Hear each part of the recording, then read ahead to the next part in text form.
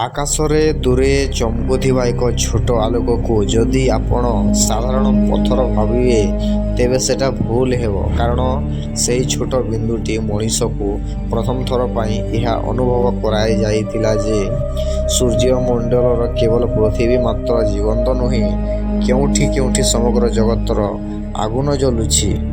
1979 ମସିହାରେ ଯେତେବେଳେ ନାସାର ଅନ୍ତରିକ୍ଷ ଯାନ ଭୋୟେଜର 1 କୋଟି କୋଟି କିଲୋମିଟର ଦୂରକୁ ବୃହସ୍ପତି ଦିଗକୁ ବଢ଼ୁଥିଲା, ସେତେବେଳେ କୌଣସି ବୈଜ୍ଞାନିକମାନେ କଳ୍ପନା ମଧ୍ୟ କରିନଥିଲେ ଯେ ତାହାର କ୍ୟାମେରା ଇତିହାସର ସବୁଠାରୁ ଆଶ୍ଚର୍ଯ୍ୟଜନକ ଛବି ପଠାଇବ ବୋଲି।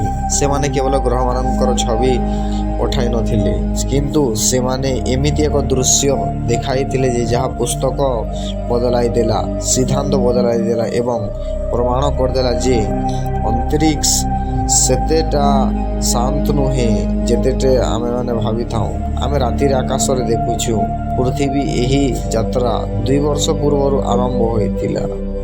1977 ମସିହାରେ ଏକ ଭାରୀ ରକେଟ୍ ଯାହା ଏହି ଯାନକୁ ଅନ୍ତରିକ୍ଷରେ ପ୍ରେରଣ କରିଦେଇଥିଲା।